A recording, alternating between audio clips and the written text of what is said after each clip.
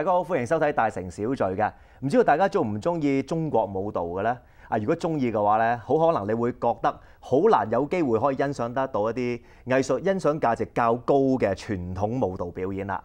咁但係其實都唔係嘅喎，因為本地咧其實有好多嘅有志之士咧，佢哋咧都係致力推廣一啲嘅文藝嘅方面嘅即係一啲嘅活動咁樣噶。咁所以咧今日好高興能夠咧就請嚟其中一位就係舞蹈家張詠薇 Emily 咧，就同大家分享下咧佢對於東方舞蹈啦、中國舞蹈嘅一啲嘅理解，同埋分享下咧佢點樣去致力推廣呢個文藝嗰方面嘅活動嘅。歡迎晒 Emily。多謝 Dennis 請我嚟呢個。我即係第一眼見到 Emily 嘅時間嘅話咧，即係有啲人咁講啊，天生一副明星相咧，係藝術家嘅即係才華嘅話咧，係睇得到嘅。我哋今日完完全全感受得到。多謝。係啦，咁啊，但係當然啦，藝術家都有分好多種唔同嘅藝術啦，咁有演戲啦、唱歌啦，咁你就喺舞蹈嗰方面嘅。咁啊，即係想同大家分享下啦，即係分享下究竟你嗰個舞蹈方面嗰個經歷係點樣樣嘅？你由幾多歲開始係學習舞蹈嘅咧？其實我舞蹈方面咧係5歲就開始跳，當時咧我喺香港開始，係我媽咪爹哋帶我去睇Swan Lake 天鵝湖，睇完之後咧我就特別有呢個感覺，咁我就翳咗我媽咪差唔多1個月嘅時間，咁佢就卒之話好啦，咁我報名俾你學下芭蕾舞，我就一路咁樣開始就未停過。即係如果聽你咁講嘅話，你係自己爭取去學，就唔係有好多時啦。而家現代家庭啦，但係啲爸爸媽媽就係要求啲仔女去學呢樣學嗰樣咁樣，就變咗可能有個壓力喺度嘅。而你就唔係嘅，係你自己睇完咗天鵝湖之後嘅話，就係要求去學。當陣時係咪一口就答應咗咧？我媽咪初嗰陣時咧都話：哎呀，睇下先啦，佢會唔會3分鐘熱度啊？咁樣咁，但係點知咧，佢一俾我跳，一學咗之後咧，我就每個禮拜我都要求好早就執定嘢，我話我而家要返學啦，我要去學跳舞。咁一路就冇停過，一路去到大學。後尾去到大學係好多我哋華人嗰啲家長啊，都會話：哎呀，大學你不如讀醫啊，做 lawyer 啊，嗰啲律師、醫生嗰啲。咁但係我就同我媽咪講：我 sorry 啊，即係我係真係太中意跳舞，跳舞係我個生命嚟，我唔可以離開跳舞。咁所以到最尾咧，我都喺約克大學嗰度咧，就係舞蹈界畢業出身。咁即係如果講開頭嘅時間，你點樣接觸咗呢個舞蹈，就係自己覺得有興趣，跟住就因為咁嘅原因嘅話，一路咧堅持住嚇呢一個理想同埋呢個興趣，到大學嘅時間嘅話咧，第二啲科都唔讀啊，咁就淨係咧專注喺呢個舞蹈方面嘅發展，就果然係一個藝術家啦，所以就係真係有散發到呢個藝術嘅才華出嚟，個感覺係好大嘅。咁如果講翻話之前你係學芭蕾舞先啦，咁嗱天鵝湖係一出即係大家都覺得係好熟悉嘅一套嘅劇啦嚇，咁啊當中嗰啲表現，譬如嗰啲叫做表演家啦，咁其實佢哋都即係經過好長、好漫長嘅訓練嘅。咁當你一開始接觸芭蕾舞，我相信其實唔係容易過，係咪嗰啲時間？好難過，因為點解咧？尤其是到某一個年紀，你要開始用腳尖嚟跳咧。我爹哋媽咪係睇到我翻到屋企咧，係所有啲腳趾流晒血、瘀晒，同埋甩晒腳甲咁樣嘅。咁嗰陣時佢哋好心痛，喊晒出嚟話：你阿女你唔好再學啦！你真係再學咁樣話，你行唔到路啦。但我一路都堅決，我話唔係，跳舞真係俾到我一個感覺，係我自己生活嚟、生命嚟之中。人哋話係心靈嘅食物，對我嚟講係好緊要。咁所以我都一路堅持住咬緊牙根。我就唔覺得其實自己覺得好辛苦，係佢哋一睇覺得好慘，但我其實係好享受。即係對於你嚟講，可能唔係食物添啦，直情係氧氣添。係氧氣，食物都可以遲啲擺一陣先。冇錯，氧氣就麵包嚟嘅，吸少一陣都唔得。係啦，冇錯。咁如果聽你咁講啦，即係當其時雖然好艱苦，可能會有啲即係肉體上面嘅一個折磨啦，好辛苦啦咁樣，但係依然咧，你都係覺得係可以接受得到嘅嚇。但係會唔會係你過分用功得滯咧？我諗，如果你真係中意一樣嘢咧，你付出嗰個能力咧，係會比你唔中意嘅嘢係非常之高。咁我覺得自己咧係因為真係中意。所以咧就做到佢係最好，對自己係非常之有要求，係好高要求。咁有陣時，譬如話我哋舞蹈界咧，有好多時我會覺得係我哋係一個 gymnastic 啲體育界嘅人士，因為我哋真係要好有力度，亦都要好個筋好 flexible。係啦，咁但係咧但係不單止係咁喎，我哋譬如話 aesthetics 方面咧，就我哋點樣睇呢個靚嘅方面，對於係亦都好藝術有鑑賞嗰方面係啦，嘅睇同埋法線條啊，都一定係要係有關嘅。咁呢樣嘢係從細個開始嘅話，你係接觸芭蕾舞，俾到你有一個咁樣嘅感覺嘅。冇錯。咁嗱，你又咁用功啦，咁係咪比起其他人嚟講嘅話，係快啲咁可以升到級咧？我係曾經咧喺香港未移民過嚟之前啦，就係俾皇家舞蹈學院咧就揀咗去英國嗰度學習嘅。但係就係啱啱嗰陣時，我要移民去加拿大，哎呀，咁所以就係啦，就 miss 咗呢個 opportunity，就可以去英國嗰度繼續 study。係咁係一個可惜啦，但係我嚟到呢度咧，其實加拿大咧咁多元文化咧，呢度有好多亦都好叻嘅芭蕾舞藝術家。喺蘇聯啊各方面嚟嘅，咁我都跟咗佢哋好耐好多年，咁一路都未停過。咁同埋當然啦，有唔同嘅地方嘅話，對於學習同一樣嘢，譬如你個舞蹈，佢哋個表現風格都係好唔同㗎。頭先你講莫斯科即係蘇聯嗰方面，以前叫蘇聯啦嚇，俄羅斯嗰方面嘅話，佢哋嗰個表演風格又同歐洲式嘅有啲唔同嘅，佢哋係比較即係大明大放一啲啦嚇咁啊！即係我哋呢啲咧係喺個藝術表演當中嘅話，可以感受得到嘅。係啦，咁如果講翻話你當其時嗰個經歷啦，你誒喺嗰個移民潮嗰方面嘅話係有所咁樣嘅即係取捨。當其時即係而家諗翻轉頭冇嘢啊，但係當其時你有冇掙扎過咧？一定有嘅，因為你咁熱愛係咪？係啦，好似當時你知華人咧，我哋比較嗰個 population 已經好少，咁你想食個中國餐，你都要走到落去 downtown 好遠。咁到我入咗大學嗰陣時咧，其實成班有一班裏邊有30-40個人咧，係得我同埋另外一個華裔嘅人係做學生嘅啫，全部咧都係其實係加拿大人嚟嘅。咁其實就係嗰陣時開始，我領悟到我學咗芭蕾舞咁耐，咁但係其實有冇問過自己，身為自己係中國人，點解我唔識中國舞呢？點解我對中國舞嘅知識咁少？其實就係嗰陣時開始，我對自己話有另外一個vision 啊，話我一定要去北京嗰度學中國舞，因為你同自己講話喺呢度都可以學得到，但係你覺得話如果你學啲最傳統嘅嘢，你梗係要翻去人哋個國家，翻去自己個國家嗰度學。咁所以嗰陣時，我每個 summer 咧，我都會喺北京舞蹈學院嗰度學中國舞。咁其實都係叫機緣巧合啦，即係細個個時間有機會學芭蕾舞，咁咪冇，亦都冇諗其他嘅舞蹈住，係咪？係。好專注，淨係芭蕾舞。咁到慢慢咧，你又覺得啊，第二啲嘅舞蹈都值得去，即係去研究下喎。咁尤其是自己身為中國人啦，咁樣。咁當時開竅嗰一剎那嘅話，有冇話發覺到，其實有好多種舞蹈我哋都未識嘅喎，係咪都好想一次過咧學晒咁多種咧？定係其實都係專注翻中國舞方面多啲咧？我自己本人因為中意舞蹈，所以咧係乜嘢舞都可以 attract 到我。但係我覺得因為自己身為係中國人啊，我一定要對我自己中國舞好有認識同了解。我曾經讀我 master program 食碩士學位嗰陣時咧，我係好中意印度舞，因為其實印度600年 A.D. 唐朝嗰陣時咧，就已經有㗎啦，係佛教咁樣一路去到絲綢之路。咁我跳嗰啲舞蹈咧，中國古典舞咧，其實有啲敦煌舞啦，in particular，其實跟佛教嗰方面好有關係嘅。咁所以我自己後尾都跟咗呢度一個好著名嘅大師叫做 Manika Thakur， 跟佢去學跳舞，同埋佢都後尾去咗佢嘅舞團度跳添嘅，又曾經去過印度嗰度跳舞咯。咁你覺得自己本身有咗呢個芭蕾舞嘅根底啦，跟住再接觸中國舞或者傳統舞啊、民族舞嗰方面嘅話，嗰個幫助有幾大呢？又或者會唔會調翻轉頭啊？覺得因為學習咗咁耐芭蕾舞嘅話呢，就喺咗芭蕾舞嘅框框裏邊嘅話，有陣時去接受另外一種新嘅舞蹈，仲要係要有啲嘢要摒棄咗，先可以接受新嘅嘢咧。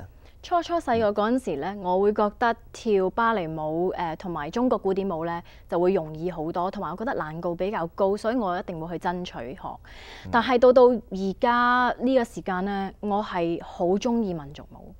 其實民族舞仲難跳，因為點解咧？民族舞佢嗰啲腳步比較容易，但係你點可以跳到佢個風味？係啦，呢個係好難，呢個係你要其實真係要去到每一個唔同中國嘅地帶，譬如話你想學雲南嘅傣族舞咁樣，你就一定要去到傣族嗰度，你真係真心體現到佢哋嗰個文化啦，佢哋嗰個geographical， 即係佢哋嗰個當時嘅環境係啦，所有佢食佢嘅食物，講即係學下講佢哋嗰個語言。係。咁你會覺得，然之後跳舞咧，你係會可以表演之前咧，你可以 imagine 到話啊，我而家喺雲南度跳舞。啱。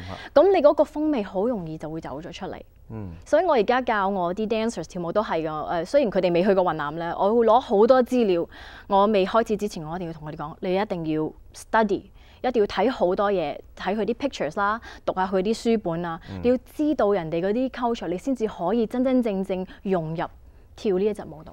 係啊，我都好同意嘅，即係譬如好似話白族啊，或者藏族舞啊，咁佢哋嗰啲嘅話，有啲唔同嘅地方，高山啲嘅地方啊，你可以意會到佢感受到當其時嘅環境係點。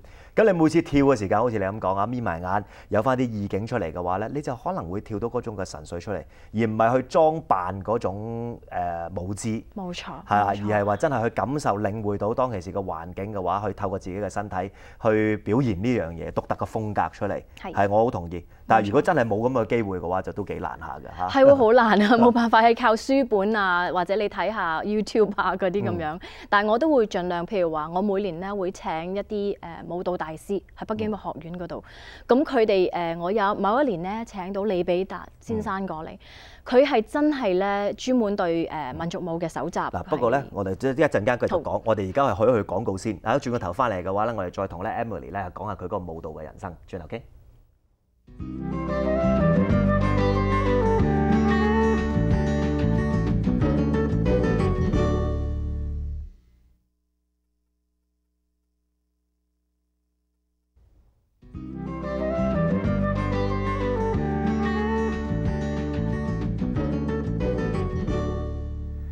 歡迎繼續收睇《大城小聚》，咁坐喺身邊咧依然有舞蹈藝術家張詠薇啊，Emily 咧同我哋咧介紹一下佢嗰個舞蹈人生係點樣走法咧，一個藝術家嚇，係啦，咁啊之前同你講過啦，就係話你點樣去學呢個芭蕾舞開始啦，慢慢咧又會滲透一啲中國舞落去，係咪？咁啊後來係因為移民嘅關係嚟到多倫多，係啦，咁當其時嗰個時代啦，咁樣對於中國嗰個舞蹈方面嘅話，本地人佢哋認識有幾深啦？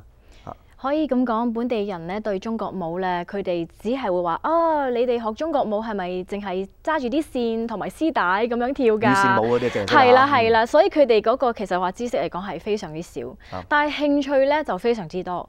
佢哋好想知道其實你哋中國舞咧係點樣樣，尤其是京劇，因為京劇佢知道咧好特別，我哋嗰啲裝扮啊，哇嗰啲衫咧又靚又閃，咁所以佢哋係好好奇㗎。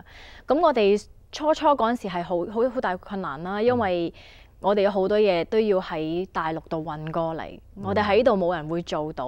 咁初嗰陣時咧，我哋都幾辛苦嚟推廣我哋自己嘅文化喺藝術嗰方面。但係開始嘅時間嘅話，你就喺呢度有大學啦，就係讀呢個舞蹈系啦。咁讀嘅時間嘅話，你有冇同期已經係開始係接觸呢方面嘅即係活動啊，或者推廣方面嘅工作啦？其實我啱啱入大學嗰陣時咧，我就啱啱嗰陣時就接觸到劉偉良先生，佢其實就係我哋小梨園嘅 founder， 係創辦人。咁佢嗰陣時咧就啱啱帶咗戴愛蓮先生過嚟。咁戴愛蓮其實佢喺我哋中國舞蹈界咧，喺大陸咧係講話係數一數二，佢係我哋講話 the mother of Chinese dance，佢哋係媽咪嚟㗎啦，又係中國舞蹈。咁其實佢係咧啱啱 Cultural Revolution 嗰陣時咧，佢係創辦乜嘢叫做中國古典舞。咁我嗰陣時覺得好榮幸可以咧見到戴愛蓮先生，咁亦都嗰陣時咧識咗劉偉良先生。咁嗰陣時咧佢就開始話你不如嚟幫下手。其實我啱啱小梨園嗰陣時係一個 volunteer 嚟嘅啫，係義工嚟㗎咋，我幫下佢執頭執尾啊。咁然之後佢話：咦，呢個女仔都 OK 喎，不如你上下台幫我講幾句説話啦。咁然之後我又好啦，然之後一路咧就識咗佢多過10年咁耐啦。咁然之後佢就知我畢咗業，咁畢咗業佢就開始覺得我應該要培養一個人，要 take over，第時點樣可以 take over 小梨園。咁所以嗰陣時尾7年前啦，我就做咗藝術總監啦。哦，話都聽你咁講翻最早期嘅時間啦，因為呢度本身咧就唔係太多人即係認識呢個中國舞蹈，加上可能藏龍卧虎嘅人士有嘅，但係要慢慢執翻出嚟，究竟喺邊一度咧？咁可能喺某一啲嘅即係鎮仔啊嗰度，亦都會有啲都未定。咁但係如果你要即係號召翻呢班人出嚟嘅話，即係大家集合埋一齊嘅話，先可以即係容易啲去推廣呢方面嘅文化噶嘛。當其時多唔多人去做呢樣嘢咧？唔係好多，因為我哋啱啱移民咧，自己媽咪爹哋其實都好辛苦啦。個個嚟到都要或者打幾份工咁樣，咁所以其實個時間方面咧都非常之少。但係個熱心就一定喺度。咁但係冇時間都冇辦法㗎喎。冇時間係啊，佢哋都盡量會抽時間出嚟。譬如話我哋要揾人幫手啊咁樣，佢哋都會盡量抽時間嚟幫我哋手，因為佢會覺得我可以聯想翻我以前嗰個生涯係點樣樣，咁佢帶到佢哋好大嘅開心嘅快樂。咁嗰陣時有啲咩活動可以做得到啊？嗰陣時譬如話喺 Chinatown，我哋有自己嘅 Chinese New Year Festival 啊。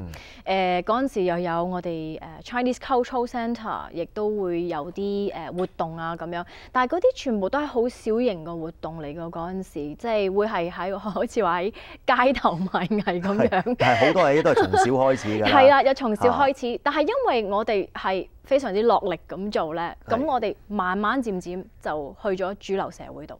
主流社會都接受係啦，冇錯，係啊，我哋會去譬如話啲博物館啦，加拿大博物館度表演啊，我哋會喺 Harbourfront Centre 度亦都會表演。佢哋而家係越嚟越注於呢個中國舞蹈、中國嘅文化，咁所以佢哋而家係好 curious，成日都想你會唔會有表演啊？你可唔可以過嚟表演啊？佢哋係非常之有興趣。咁啊講翻咧 Emily 自己本身嚟講都有好多，即係之後話有啲舞蹈嘅作品啊出咗嚟㗎啦，係咪？嗰啲表演劇啊咁樣。咁其實當中可唔可以同我哋介紹一啲你比較係覺得係可以同大家分享下嘅咧？好啊，咁其實我初編舞嗰陣時咧係偏多啲係古典舞方面嘅，或者民族舞方面。咁但係其實嚟咗加拿大咁多年，我9歲開始嚟㗎啦。我一路咁樣跳舞，我就發覺自己啲藝術咧覺得唔足夠。satisfy 我唔到自己，咁然之後我就未夠滿足個感覺，係我話我其實咧最終我係想自己創作一個舞蹈，係屬於我哋加拿大華人嘅，咁係其他世界上係冇，係得我哋加拿大有，係可以帶出我哋加拿大中國人嘅 identity。係咪以往你哋通常表演嘅舞蹈嘅話，都係已經係有人哋做緊嘅作品？即係譬如你講嘅話，譬如芭蕾舞嘅《天鵝湖》咁，已經係有咗個作品，你去演繹翻出嚟。但係而家你直情係自己編嘅，自己作一個劇出嚟，去自己做。哇！嗰個成就感同埋嗰個挑戰都好大下喎。係非常之大。一來我其實因為9歲過嚟啦，我一定要學中文啦。咁我唔單止要識講國語，我都要識得睇中文。咁因為我自己太熱愛中國文化，我就係開始讀好多書。咁一隻字一隻字咁樣熬出嚟嘅，真係。咁所以學校唔需要㗎嘛。學校唔需要，但係我做我碩士嗰個 thesis 嗰陣時，我就需要讀好多呢啲，同埋寫好多。咁梗係寫英文啦。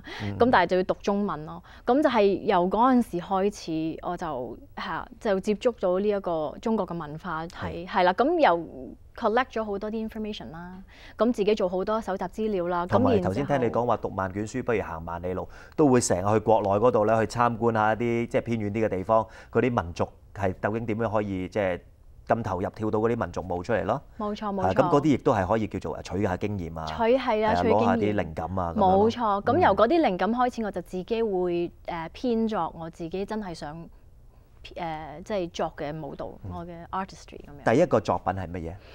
第一個作品叫做 Phantom Rose。係 actually 我好中意同唔同族裔嘅人一齊編舞㗎，係合作㗎。因為加拿大係多元文化咧，我就同咗一個係 Caribbean 嘅 artist 一齊作咗一隻舞，就叫 Phantom Rose。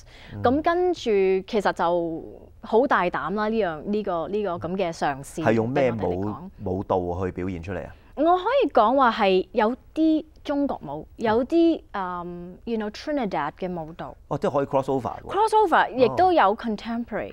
所以如果你問我係用啲咩嘢，我可以話俾你聽，我會係乜嘢嘢都有。其實基本上我自己人生吸取咗咁多嘅經驗咧，我就擺晒落去。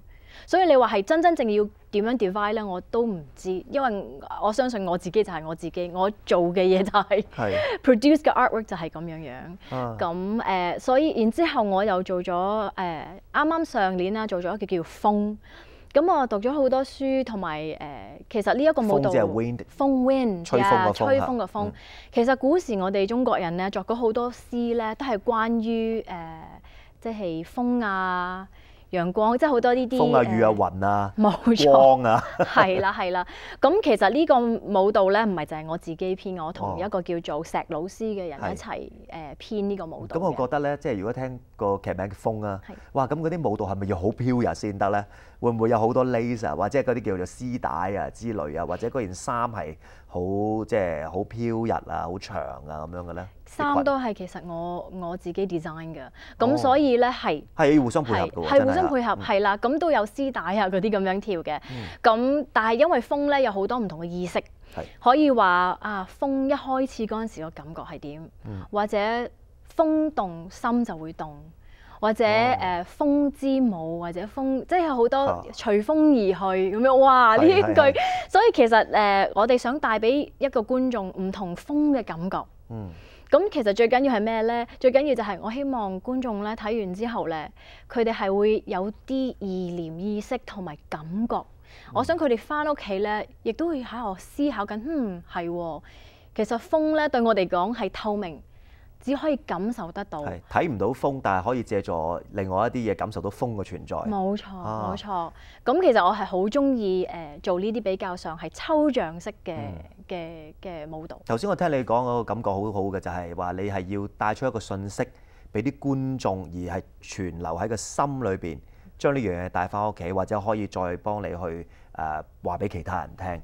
咁唔係個個藝術家都會咁樣諗，因為有啲可能會覺得最緊要睇下嗰啲賣飛情況係點啊，或者睇下究竟咧嗰個即係入座率啊高唔高啊，甚至乎頭先我做得究竟某一段個對白或者嗰個舞蹈做得好唔好咧咁樣。但係頭先你所諗嗰樣嘢咧係一個藝術家更加深層次嘅一個要求嚟㗎，就係一個叫做用透過人哋嘅感受去表現翻你嗰個表演藝術出嚟咯。冇錯冇錯。咁我哋啱啱上年亦都做咗一個叫做 Bitter Tea。咁我哋呢一個其實喺 Globe and Mail 嘅 newspaper 攞個獎添㗎，係啊攞咗獎啊。咁係叫做 New Direction Award。咁我哋就好開心，因為點解咧？呢一個故事係講阮玲玉嘅。以前20-30年代嘅古仔，就係講成個古仔係點樣然後佢個人生佢嘅經驗。咁我就其實係跳阮玲玉個角色。咁我好開心，因為我又有兩個 choreographer 編舞家幫我編呢隻舞，一個係 Jeffrey Chan， 一個係 Jack。咁佢哋兩個咧都好有藝術嘅靈感，係好 talented。咁係啊，所以我又亦都好開心啦。咁觀眾佢哋睇咧，亦都其實有好多咧唔係好識得阮玲玉係咩明星嚟嘅。係我哋華人就會知啦。係啦，華人知。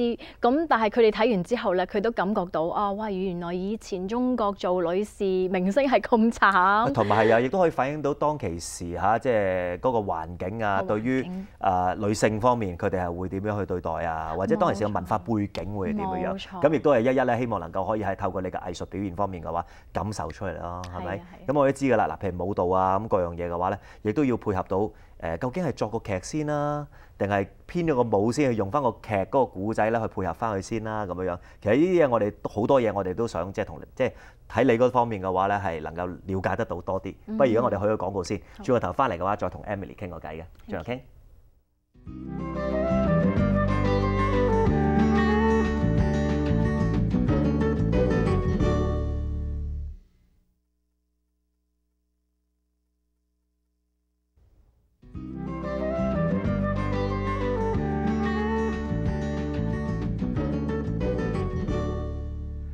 歡迎繼續收睇第三節嘅大城小聚㗎嚇，咁我坐喺身邊依然有咧舞蹈藝術家張詠薇啦 Emily 咧，同大家分享下佢嗰個舞蹈嘅人生啊。頭先講到咧，佢都有好多嘅劇作啊同埋作品啊咁樣啦，同大家分享下啦。咁我聽到咧小梨園咧呢個名啦，咁啊知道咧就你頭先講過啦，就係開始咧就係認識創辦人先㗎啦。咁但係小梨園俾我嘅感覺嘅話係同呢個京劇好似有啲關係嘅喎，係咪嘅咧？冇錯，其實梨園咧係以前我哋唐朝咧嗰個皇帝咧係創辦咗第一個中國嘅學校啊，咁所以就叫梨園。咁所以我哋嚟到加拿大啦，咁啊比較由細開始啦，咁所以就叫小梨園。哦，咁樣開始嘅，咁跟住你就接觸到創辦人啦。咁但係慢慢你嗱京劇你就係咪細個冇學過㗎？咁啊需唔需要話慢慢又要學多一樣嘢，就係話關於京劇嘅嘢咧？其實係一種嶄新嘅一個嘗試嚟㗎。冇錯，我細個嗰陣時咧，因為我爸爸咧好中意京劇，咁所以喺香港咧都會帶我去睇好多京劇。我嗰陣時都係唔係好明㗎啦，因為啲字又唔識。咁佢哋講啲咩我又唔係好熟悉，咁所以嗰陣時咧睇過咧都話冇乜嘅印象，深刻印象。但係咧一到俾我喺加拿大讀緊舞蹈系，接觸到劉偉亮嗰陣時，我就即刻會覺得哇，原來京劇係咁高深嘅，原來真係係啊，係真係要學係啊。咁所以嗰陣時就開始真係慢慢地欣賞。我自己本人係唔識唱，但係我都演過京劇，咁我係對於京劇係真係好敬佩嘅一種藝術，係啊。係，咁你又點樣去將你自己本身嗰個舞蹈嗰個技巧又擺埋落去小梨園嗰度去表現出嚟咧？其實京劇咧有分5個唔同嘅藝術啦。京劇係有 martial arts， 即係打功夫啦，有舞蹈啦，有唱有演，同埋有呢個默劇嘅。咁所以其實咧京劇咧舞蹈咧已經係融入咗喺我哋中國舞蹈裏邊㗎啦。所以其實你話其實有冇用到咧？我可以話有，亦都可以話冇，睇下視乎於你係自己係點樣用咯。咁我哋中國舞蹈咧有好多係由京劇嗰度抽水翻出嚟嘅。咁喺你個作品當中嘅話，係咪都會滲透有少少呢個京劇嘅元素喺裏邊，或者可以講嚟聽下係有啲類似嘅咩嘅元素咧？一定有，譬如話例如之係亮相，佢哋好興嘅京劇亮相嘅。係啦，冇錯，就係咁樣啦。咁樣呢樣嘢係我哋真係咧，中國人係好特別嘅一種嘅一個 movement 嚇。咁所以咧，我好多時我都會用，譬如話好似蘭花手啊嗰啲咁樣，一定會用到噶啦。咁好多時，其實呢啲係我哋嗰啲美感嚟嘅，中國嘅美感一定要用翻落去我自己作嘅作品裏邊咯。因為我覺得係好靚嘅，或者我哋譬如話好多時京劇，我哋企咧一定唔可以咧定對住個鏡頭咁企，一定要側少少，咁先係有一個美感喺嗰度。或者我嗰陣時北京舞蹈學院個老師教我話，我哋女性方面啦，美感咧唔係話着得好少。其實我哋嘅美感喺晒個頸嗰度，同埋我哋係喺後邊咁樣慢慢望過嚟，咁嗰種叫美感。所以其實我學到好多。咁其實呢啲元素咧，慢慢滲透喺呢個電視劇裏邊都有出現嘅。我哋叫錯啊嘛，都會有呢一樣嘢。咁嗰啲 end pose 啊，咁其實都慢慢都喺呢一方面嘅話去演變出嚟，都係個美感。咁所以大家都會覺得係好接納嘅呢樣嘢。咁如果擺落去呢個舞蹈劇裏邊嘅話咧，咁會唔會即係其實好多人咧都會覺得係欣賞嗰個舞蹈居多嘅，係啦。咁反而嗰個 posture 方面嘅話咧，係咪都即係好着重嘅咧？係啊，一定係藝術真係講係美啊嘛，嘅感覺啊嘛。係我哋唔同，好似話 gymnastic 咁樣咧，全部都係點樣打關鬥體操，係啦，打關鬥我轉幾多個圈。我哋唔單止要咁，一定要視乎於我。如果係觀眾，我坐喺度睇住一個人演出。佢係個線條係點樣樣咧？佢唔單止佢嗰個力度啊，佢夠唔夠個筋拉得夠高夠美？佢隻眼咧係咪夠 sharp， 夠閃？所有呢啲嘢咧都係一定係好，我哋好注重咯。係藝術家嚟講。係啦，咁頭先聽你咁講啦，話第一個作品啦就叫做 Phantom Rose 啦，係啦，咁啊未有中文住嘅，冇嚇。咁跟住後來你又同我介紹咗頭先話風啦。係咁啊！除咗呢個作品開始有啲中文字出嚟啦，係咪？咁啊，其實元素方面嘅話，可能亦都會滲透到中國嘅舞蹈落去。係咁啊，其後仲有冇其他嘅作品想同大家介紹下添？有，我哋出年咧，我自己會編一隻係好特別嘅舞蹈，咁就會係喺 Harbourfront 嗰度表演，叫做 Vent of Love。我諗如果你譯翻中文，應該係獨愛。咁但係其實呢一個係 based on 一個故事《白蛇傳》嚟係啊，即係參詳呢個《白蛇傳》裏邊嘅古仔。冇錯，個古仔，但係咧係過濾到我自己嗰個經驗啊、個睇法，而再即係個結構方面咧，再自己再 invent 一個唔同嘅舞蹈喺裏邊。咁所以呢個舞蹈咧就唔單止有中國舞啦，又有現代舞啊，乜嘢嘢都會有。咁我咧就會同埋 Eric Chung 同 Alice Ho。Eric Chung 係我個 media designer。哦。咁 Alice Ho 就係我嘅composer。係。就會咧，即係佢就做作曲咁樣咧，就一齊演出咯。咁嗱，你自己本身就係小梨園嘅藝術總監啦，咁好多樣嘢藝術方面嘅嘢你都要打點。頭先你講到話嗰啲跳舞着嘅衫啊，你都要即係一絲不苟咁樣去睇清楚究竟啱唔啱使啦。冇錯。咁啊，我哋想知啦，嗱，譬如一個劇目要出嘅時間嘅話，係首先要作咗個故仔先啦，定係你會編咗個舞啊？我今次諗住去表現呢一類型嘅舞，咁睇下點樣可以擺個故仔落去即係啱翻嗰個需求咧，係點樣做法嘅成個過程？其實我會係最重要一樣嘢咧，就係譬如我讀咗一本書，我對嗰樣嘢係特別有感覺開始，係由感覺開始。我一有感覺，我就會有一個熱情喺嗰度。一有熱情，我就會開始話我想作呢樣，擺呢樣落去咁樣。咁所以我可以話，for我自己嚟講啦，我係會覺得係個感覺。即係我搜集資料當中咧，我會譬如話睇好多唔同嘅小説啊，做好多唔同中國歷史上邊嘅佢哋嘅古仔啊啲咁樣。但係我一有感覺，我譬如擺喺我自己嗰個人生嘅 experience 裏邊咧，我會係突然間會覺得 OK， 我會諗下白蛇傳咁。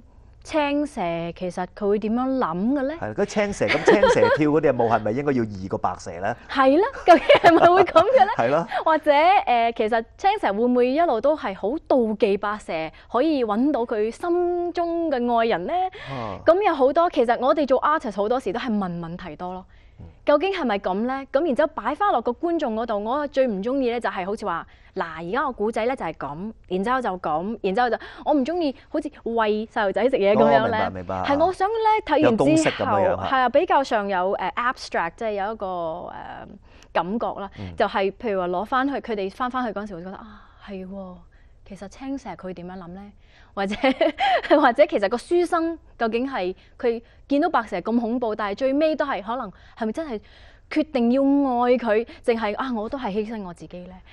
咁其實有好多問題喺嗰度，因為其實你知道《白蛇傳》佢嗰個 ending 有好多唔同嘅結局㗎嘛。啱，有啲更加即係改咗少少添啦，有啲可能係一個唔係幾好嘅結局，有啲又好開心嘅大團圓咁樣都未定。咁啊睇下你嗰個會係點樣啦嚇。不過咧，其實亦都當中咧喺呢個劇目裏邊，今次有啲咩以往冇嘅即係特色咧？